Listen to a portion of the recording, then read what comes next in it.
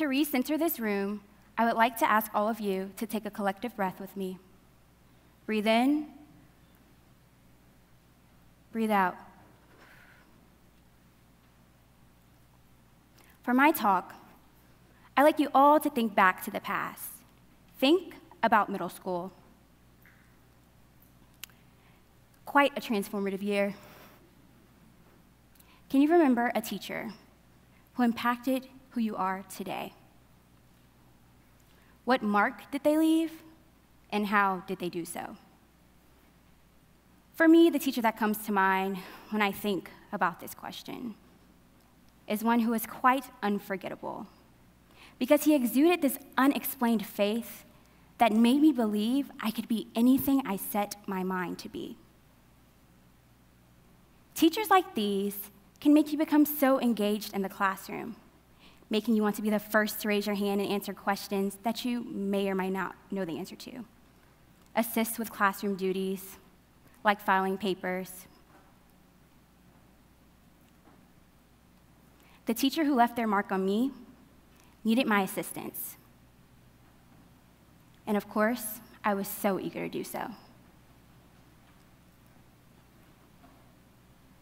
11 years old, I was lying there on my classroom floor, my fists tightly clenched, his ID in my mouth,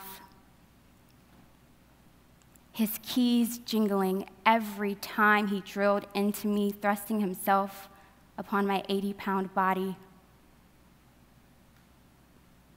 Mr. Rayburn, please stop. What's going on? I don't understand what's happening. I thought you only wanted help filing papers. What's happening? I thought you were my teacher. I thought you were someone I could trust.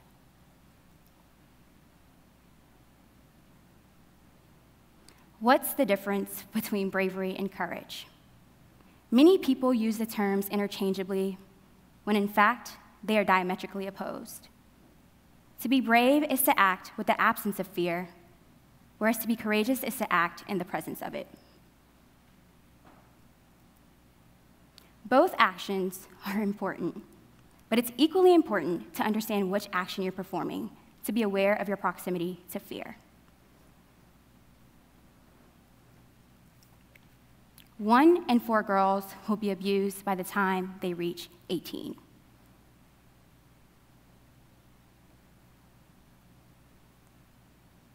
60% of Black girls will experience sexual assault by the time they reach 18. 60%.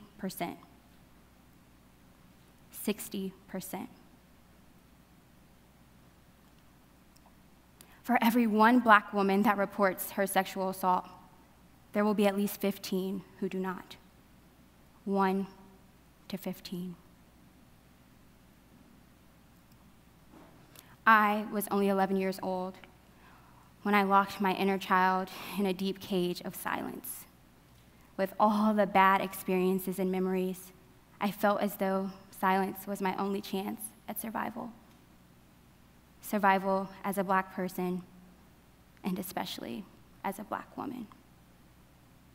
Even at this young age, I could see the shadow cast down on Black womanhood, dark clouds silencing my voice as someone who was supposed to protect and nurture me stole my voice.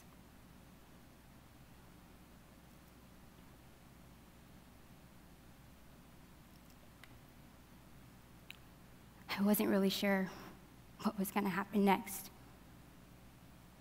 And one day, my confidence was destroyed, and the classroom became a scary and dangerous place.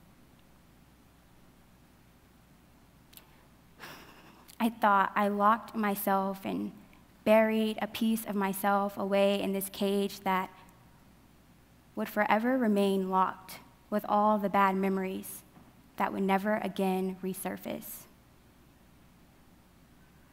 But little did I know, the little Black girl in me, she grew relentless. She started screaming loudly in my head, demanding my attention, begging for my comfort, compassion, and understanding. And at first, I was like, what you're asking for seems quite impossible. I hardly believed myself.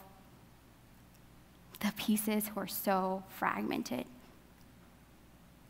But I knew I had to rediscover that voice, but not the one that I had cultivated in silence. The voice I had caged away years ago, the voice of the little black girl that I had buried. So I tried to paint myself as someone who was worth listening to, because when you're a young black girl in America, not many people take time to listen to you or your problems. So I started succumbing to respectability politics, thinking this could help. But I wasn't even really quite sure what someone worth listening to looked like, especially if they looked like me. So I searched high and low throughout my school. I found student body presidents, cheer captains, on-the-road students, and eventually, I achieved every one of these roles. I couldn't believe it. I was for sure, like, oh, if I get stuck in this situation again, I knew I would be heard. I had the power. I graduated high school, top of my class, senior class president, cheerleader. But none of these things convinced me of my identity or voice. I was still stuck in this limbo, not really knowing who I really was.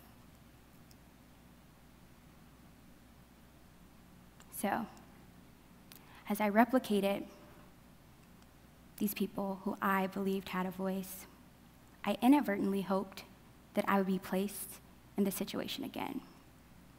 You may think I'm a little crazy, but I was like, now I have a stronger new voice, I'll be able to use it. So I was waiting. I wanted a redo.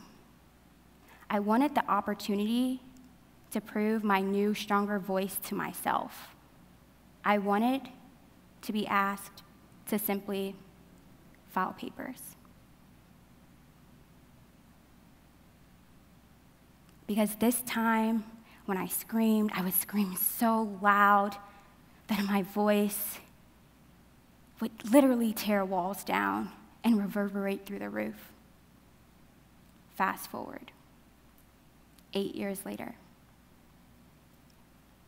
exactly 1 year ago today, October 27th, 2017. I laid in the bed, betrayed again as a man responded to my nose with the penetration of his body.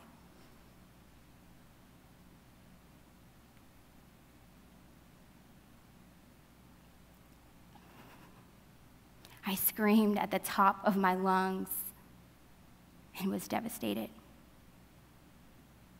when I realized not a single sound was released.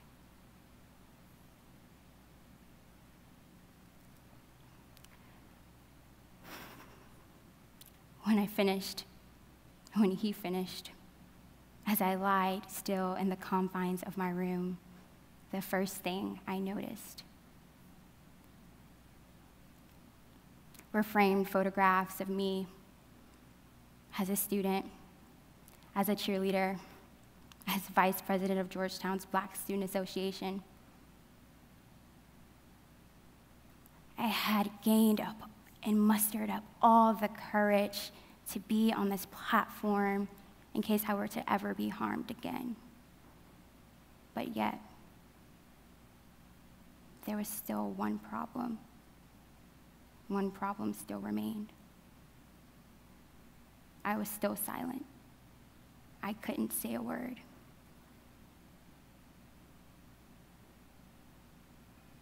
So as I mustered up the courage to get out of my bed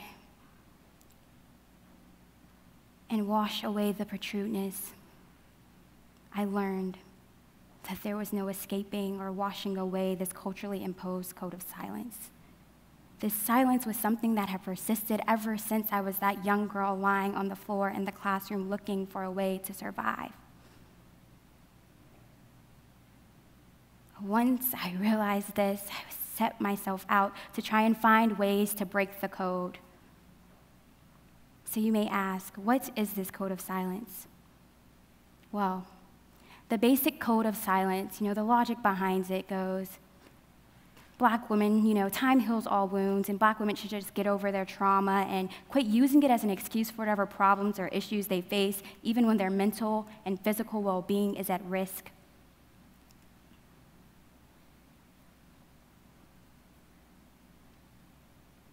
This saying creates a collective wound due to the racism and sexism that Black women face. And when a wound goes untreated for a while, it can fester, form a keloid, become infected, and cause the entire body to become septic. 400-year-old injuries continue to infect our collective body today.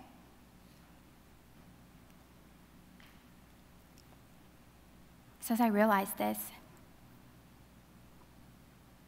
a question came to mind. How can we, as Black women in society, address the original injuries that have been inflicted and preclude recurrence?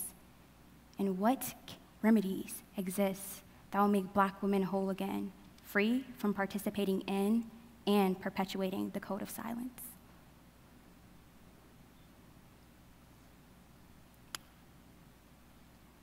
This is a heavy question, I admit.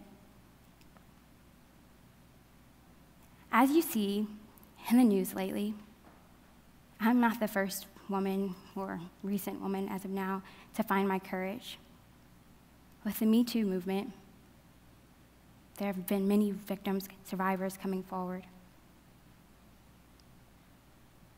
And you may think that the code of silence has broken. But I want you to ask yourself, who has the code of silence truly broken for? Coined by a Black woman, Tarana Burke, but white women have become the protagonist, while Black women have become background noise, unworthy voices. Because mainstream media isn't galvanizing around our stories.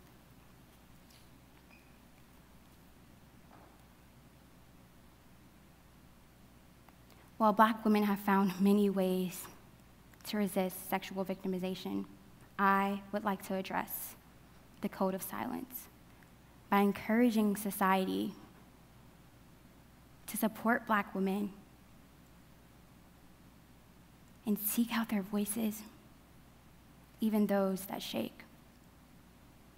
We have got to get rid of the rhetoric of airing your dirty laundry, and protecting our brothers has got to stop when it is to our detriment. I was able to find my liberated voice because the impact of one Black woman and respected educator helped me demand mine. She helped me the way a teacher is supposed to, and she made me realize that my voice is not only mine. Dr. Colbert empathized and invested in me, and for that I will forever be grateful.